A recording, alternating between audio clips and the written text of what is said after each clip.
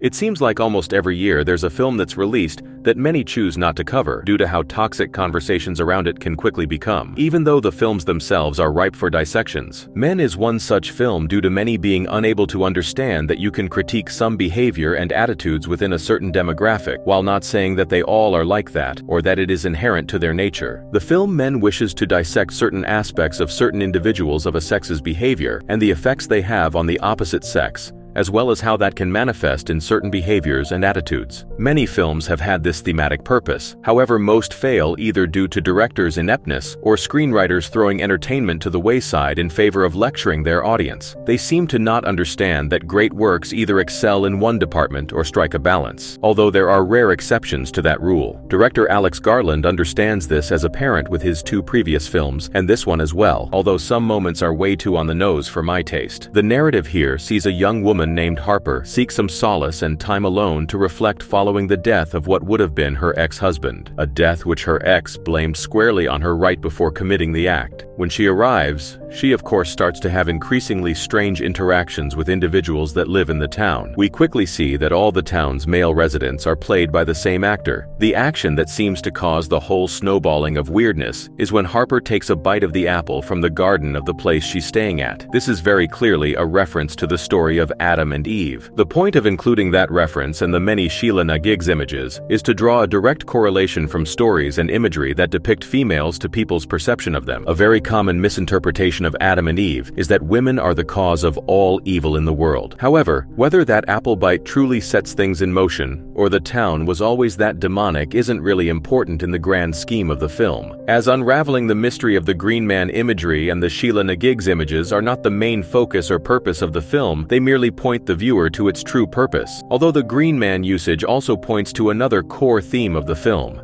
the need for rebirth after grief, which parallels Harper's need for rebirth after the passing of her former spouse. The need for rebirth after grief being featured in a lot of stories that include the Green Man. The main purpose of the film is to inspect certain attitudes and actions of men that have a direct effect on social environments, the effect being the morphing of said environments into breeding grounds for more negative attitudes. The film does this by having each town resident represent a different type of toxic individual stereotype that we see in our day-to-day lives. Of course, it's not saying all men are toxic, rather it's presenting certain toxic traits certain individuals have, and how they each contribute to discomfort of the opposite sex. The landlord being the quote-unquote nice guy, who still contributes to stereotypes and assumptions on who should do what and expects certain things in return for his niceness. The frat bro who is just outright hostile to women, and the religious individual who, though maybe well-meaning, still does reinforce certain beliefs of the female sex. Whether the beliefs he pushes come from misinterpretation of scripture or an accurate of one really varies from individual to individual. The film scene that communicates the film's thesis the most, which is also the most memorable, is the birthing scene in which we see these beings fall out one another at a rapid rate. What this represents is how we as individuals can potentially contribute to the birthing of toxic environments, which leads to more and more awful individuals being created in perpetuity, which in short is the film showing how individuals can foster an environment through their actions and words, which then breeds a certain type of man. So it's the raising and life experience of each individual that can lead to them being toxic. It's not saying that they are inherently born that way, which albeit is not exactly the most groundbreaking take. However, it certainly delivers its message in a better way than most films that are cut from the same cloth. Despite being extremely on the nose, Men does have more than enough to entertain audiences, even if the point is got to its full extent early on. At the very least, one can enjoy the surreal horror on display. Do you agree with my explanation of Men? Comment down below if you do or don't.